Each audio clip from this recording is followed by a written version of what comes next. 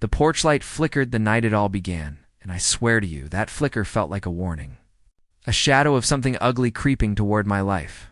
I was standing on the old wooden porch of my family's ranch, sipping coffee from a chipped mug that once belonged to my father. The land stretched out before me, oak trees swaying, the lake shimmering in the distance, cattle grazing peacefully. This ranch wasn't just dirt and fences. It was blood, sweat, and generations of dignity. And then, headlights tore through the night. A black SUV pulled up, bold as brass, and out stepped 3 men in sheriff uniforms. They carried themselves like they owned the place, hands resting on their belts, badges glinting under the porch light. "Sir," one of them said, voice sharp, "you're trespassing. This property belongs to the Willow Creek HOA now. You need to vacate immediately." I nearly dropped my mug. Trespassing? On my own ranch? This land had been in my family since before Willow Creek was even a name on a map. My father built the barn with his bare hands. My mother planted the wildflowers by the fence line. I buried my dog Lucky under the oak tree near the gate. And now these strangers were telling me it belonged to an HOA? My heart pounded. Something was off. Their uniforms were too clean, their boots too new. And the way they smirked didn't match the authority of real lawmen. But before I could question them, my neighbor Karen stepped out from behind the SUV. Yes, that Karen. Blonde bob, pearl necklace. Lips pursed so tight she looked like she'd swallowed a lemon. She raised a folder in her manicured hand. "We've warned you before," she sneered.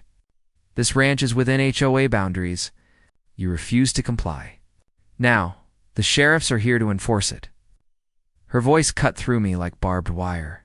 This wasn't about rules. This was about power and about control. The sheriffs took a step forward, as if they expected me to bow my head and walk away.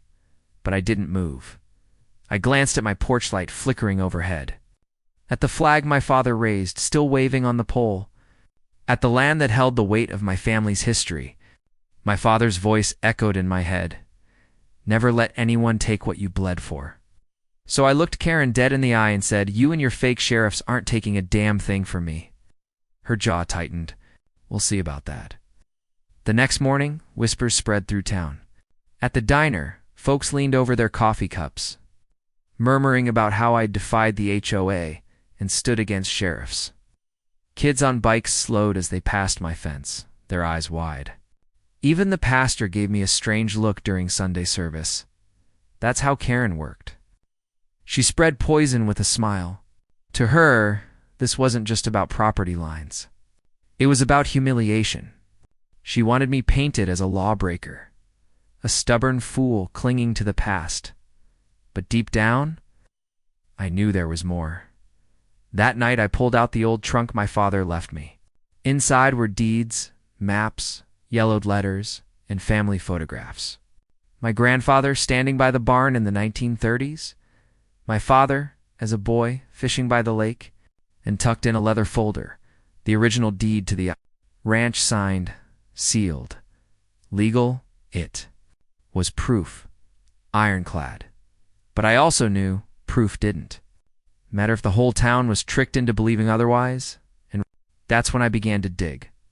I drove into the county clerk's office the next morning.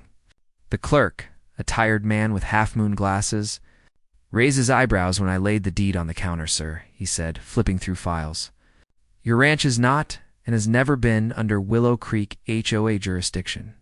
They have no authority over your land." The blood drained from my face. So why the sheriffs? Why the uniforms? The clerk leaned closer, lowering his voice. "You're not the first. I've had 3 other complaints in the last 6 months. The HOA's been pushing boundaries. Literally. Some folks don't question it. But you," he tapped the deed, "you've got the proof. They're trying to take you for a fool." I left the office with my hands shaking and my chest burning with anger. This wasn't just about me anymore. It was about every neighbor Karen had bullied, every family too scared to fight back, and I promised myself they were going to regret underestimating me. But the HOA wasn't finished. 2 nights later, just past midnight, I heard tires crunching on gravel again. I grabbed my flashlight and stepped outside. Another SUV, this time 5 men. Same uniforms. Same smug expressions. Only now they had papers in hand. Eviction notices. Karen was with them again, her smile stretched wider than ever. "This is your final warning," she hissed. "Leave or face legal consequences." The men circled me like wolves, but I noticed something. Their papers weren't signed by any judge. Their badges didn't have county seals. And when one of them shifted his jacket, I caught sight of a price tag dangling from his belt. Fake. Every bit of it. I laughed, and the sound startled them. "You boys bought your costumes at a party store, didn't you?" Karen's smile faltered. "You're not sheriffs," I said, stepping closer. "You're trespassers. And on my land, trespassers don't leave with smiles." I didn't have to raise my voice. The way I said it, the way I stood and made them hesitate, Karen snapped. "Don't listen to him. He's desperate." But the men exchanged glances. They weren't lawmen, and they knew I'd called their bluff. I raised my phone and took photos. One flash, then another. Evidence. Proof the men scrambled. Muttering curses, and within seconds, they were gone tires, screeching as their SUV disappeared down the dirt road. Karen stayed just long enough to point her finger at me, her face twisted with rage. "You'll regret this." She spat before storming off. The porch light flickered again as she disappeared into the night, and I knew. Deep in my gut, the war was only beginning. That night, as I sat at the kitchen table staring at the old deed and the fresh photos on my phone, I felt a mix of emotions: fear, anger, pride, but above all, determination. Karen and her HOA thought they could bully me with fake sheriffs and forged papers. They thought they could erase generations of blood and memory, but they didn't know. The secret I had uncovered, and once I revealed it, their little empire of lies would come crashing down. Because you see, the HOA's biggest weapon wasn't power, it was fear. And I wasn't afraid anymore. I didn't sleep much after that second visit. Every creak of the barn, every howl of the coyotes outside, kept me on edge. My father used to tell me, "When the night feels too quiet, son, it means a storm's coming." The storm was already here. By sunrise, word had spread faster than wildfire. At the feed store, old friends wouldn't look me in the eye. A man I'd known for 20 years muttered, "Heard the sheriff tried to kick you off. Why don't you just join the HOA, make peace?" Peace, with Karen and her army of fakes? Not a chance. But the worst blow came from my own cousin, Martin. He showed up at my ranch that afternoon, stomping up the porch with dust on his boots and frustration in his voice. "Why are you making this harder than it needs to be?" He barked. "Karen says the HOA could buy you out, give you a fair price. You're clinging to the past. Just let it go. Let it go."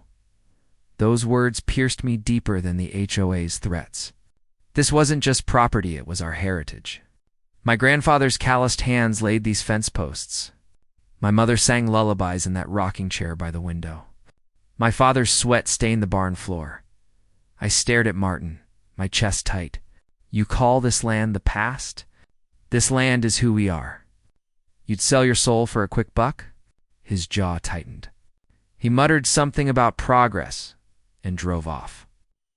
Leaving a cloud of dust behind, I stood there on the porch alone, wondering how far Karen's poison had spread. She wasn't just targeting Mish, she was dividing families, turning neighbor against neighbor. But I wasn't done. Not by a long shot. The next week, I decided to take the fight head on. I drove into town and walked straight into the HOA office. Polished little building with shiny glass windows and fake plants by the door. The receptionist gave me a look like I was tracking mud across her clean floors. "I need to see the president," I said. Moments later, Karen swept in. Her heels clicked against the tile, her perfume filling the air like poison. She smiled, but her eyes were sharp as knives. Well, she purred. "Finally decided to come to your senses." I laid my photos on the counter. The fake sheriffs, their party store badges, the unsigned eviction papers. Her smile didn't falter. "You don't scare me," she whispered. "You think you've won because you caught a few volunteers helping us maintain order? This is bigger than you. You're just one stubborn man standing in the way of progress. Progress? She used that word like a weapon. I leaned closer. Lady, this land was mine before your HOA even existed. And if you think I'm leaving, you've got another thing coming. Her mask slipped for just a moment. Her face twisted, and she hissed, "Then we'll ruin you. We'll bleed you dry in court. The community already thinks you're unstable. When we're done, you won't just lose your land, you'll lose your name." Her words chilled me, but at the same time they lit a fire in my chest, because Karen had just revealed her hand. This wasn't about rules. It wasn't even about the land. It was about power, ego, and control. And she thought I'd crumble under the weight of fear. She didn't know me at all. The days that followed were a blur of whispers and glares. I couldn't walk into the grocery store without someone muttering, "There's the outlaw rancher." Kids who used to wave now just stared. Karen's smear campaign was working. But then, something unexpected happened. One evening, as the sun dipped low and painted the sky orange, an old neighbor named Henry drove up in his rusty pickup. He stepped out, clutching a faded cowboy hat in his hands. "I heard what they're doing to you," he said quietly. "They tried something similar with me last year. Sent fake letters, threatened fines. I didn't have the stomach to fight. But you're doing what we all should have done." He handed me a folder. Inside were letters, notices, even copies of fake fines. All signed by HOA leaders, none with legal seals. "They're conning the whole town," Henry whispered. "But maybe with this, you can prove it." My throat tightened. For the first time, I didn't feel alone. I thanked him, and that night I spread the documents across my kitchen table. One by one, I matched them with my own evidence. Patterns emerged. Signatures that didn't match. Dates that contradicted each other. A web of lies, and then I found it the smoking gun, a document, claiming the HOA had expanded its boundaries to include my ranch. But at the bottom, in faint print, was a county clerk's stamp. Only it wasn't real. The seal was crooked, the ink blurred, and I knew exactly where I'd seen it before. In the stationery aisle at the local office supply store. Karen hadn't just sent fake sheriffs. She'd forged county records, and if I could prove it, her empire would collapse overnight. But getting proof meant taking risks. So I hatched a plan. The next time Karen showed up, I'd lure her into showing her hand. I'd let her think she was winning, and then I'd catch her red-handed. It didn't take long. 3 nights later, I heard engines again. Not one SUV this time, too. Headlights blazed and half a dozen men piled out, wearing the same fake uniforms. Karen stepped out last, a satisfied smirk on her face. She held a thick envelope in her hand. "This," she declared, "is the official transfer of property rights. Signed and sealed. You're finished." I forced myself to play along, masking the rage boiling inside me. "All right," I said slowly. "Let me see it." She handed it over, her smirk widening as if victory was already hers. But as I shined my flashlight on the paper, I saw it. The same crooked seal. The same blurred ink. The same forgery. I glanced at my porch, where an old lantern flickered. And behind that lantern, hidden in the shadows, my phone was recording everything, every word, every smirk, every forged document. Karen had no idea. I handed the paper back, keeping my voice calm. "Looks official to me," I said. "Guess I'll have to pack up and leave." Her laughter echoed across the ranch, sharp and cruel. "Finally, you've accepted the truth," she sneered. But I wasn't leaving. Not yet, because now I had her confession. And once the town saw it, the game would change forever. That night, after they drove off, I sat at my kitchen table, staring at the phone in my hand. My heart raced. My palms were sweaty, but deep down, I felt something I hadn't in weeks. Hope I had Karen exactly where I wanted her. The porch light flickered again, casting long shadows across the room. My father's words echoed once more. "Never let anyone take what you bled for." I smiled, gripping the phone tighter. Because soon, the whole town would know the truth. And Karen's little empire of lies was about to burn to the ground. The morning after I caught Karen red-handed, I woke before dawn. My coffee steamed in its chipped mug, the same one my father used to drink from when he'd walk the land before sunrise. But this morning, I wasn't just a rancher. I was a man on a mission. The phone on my table held proof video. Audio, forged documents, everything. Karen's entire scheme recorded in her own smug words. I had the power to tear down the house of lies she'd built brick by brick, but timing was everything. If I moved too soon, she'd spin her story, twist the truth, and paint me as a liar. No, I had to be careful, strategic. So I made calls, first to the county clerk, then to the sheriff's real office, not the costume shop imposters, and finally, to a friend of my father's, a retired judge who still carried weight in town. Each of them agreed, if my evidence was solid, Karen and her HOA were finished, by the time the sun rose, I wasn't nervous anymore. I was steady, determined, ready. Because that night the HOA had scheduled a community meeting at the town hall. And I knew Karen would be front and center, crowing about how she'd won. She had no idea the floor was about to be ripped out from under her. The town hall buzzed with voices that evening. Folding chairs scraped against the wood floor, old ceiling fans whirred overhead, and neighbors filled every seat. Some eyed me with suspicion, others with pity, but all of them turned when Karen strutted in. Pearls gleaming under the harsh lights, she stood at the podium like a queen addressing her subjects. Ladies and gentlemen, she began, our community must remain strong, united, and free of lawbreakers. This man, she pointed her manicured finger at me, has trespassed on HOA land, defied lawful orders, and endangered the peace of Willow Creek. Gasps rippled through the crowd. I stayed seated, calm as stone. Because I knew what was coming, Karen waved a folder in the air. We have here the official documents proving the ranch is within our jurisdiction. He refuses to comply, and we will be pursuing legal action. Murmurs, nods, whispers. She had them right where she wanted them, until I stood up. Mind if I say a few words? I asked Tat. Karen smirked. Be my guest. I'm sure the community would love to hear your excuses. I walked to the front, every eye on me, and placed my phone on the podium. The screen glowed, and with one tap, the room filled with Karen's voice. This is your final warning. Leave or face legal consequences. The crowd stirred. Then my voice calm but firm. These papers aren't signed by any judge. Your badges came from a party store. The video continued, clear as day, Karen laughing. Finally, you've accepted the truth. Gasps exploded across the hall. People turned to each other, whispering. The video ended, and silence fell heavy as a storm cloud. I lifted the forged document Karen had handed me. This, I said, holding it high, is not legal. The county clerk confirmed it. The seal is fake. The ink is blurred. And here I pulled Henry's folder from my bag. Or more. Letters, fines, notices, all forgeries. This HOA has been bullying, lying, and scamming this community for years. Karen's face drained of color. She sputtered teeth. That's not he's lying.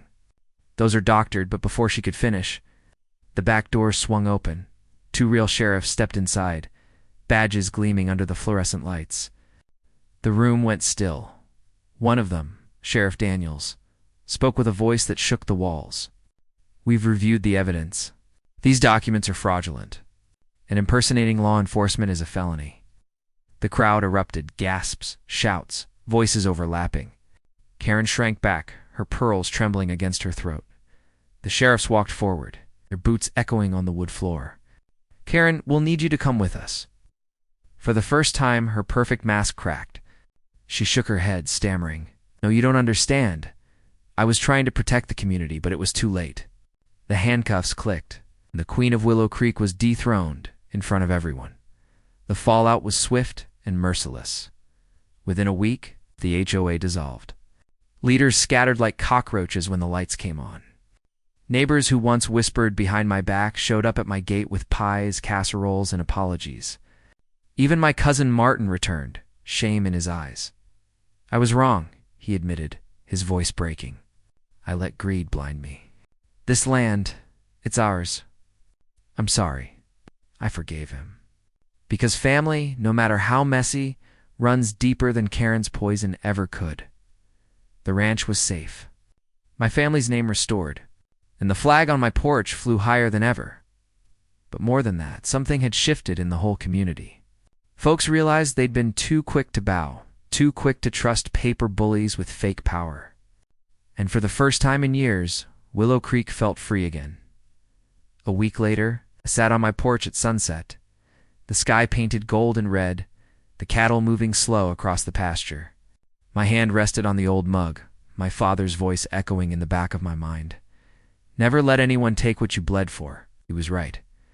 But I'd also learned something else, something I want you, watching this, to remember. Bullies only win when good people stay silent. Fear is their weapon, but truth is stronger. It might take time, it might take courage, but when the truth comes out, lies crumble like dust. So if you've got an HOA story, or a Karen or a bully in your life, don't give up. Stand your ground. Because dignity, family, and honor, they're worth fighting for. I leaned back in my rocking chair, the porch light flickering one last time. But this time, it didn't feel like a warning. It felt like a promise that no matter what storms came, this ranch, this family, this life, would endure. And Karen, well, she was nothing more than a bad memory. Thank you for listening to my story. If you've ever faced an HOA nightmare or dealt with entitled neighbors, share your experience in the comments below. I'd love to hear it. And don't forget, please subscribe to my channel for more stories like this, because together we'll keep shining a light on the truth.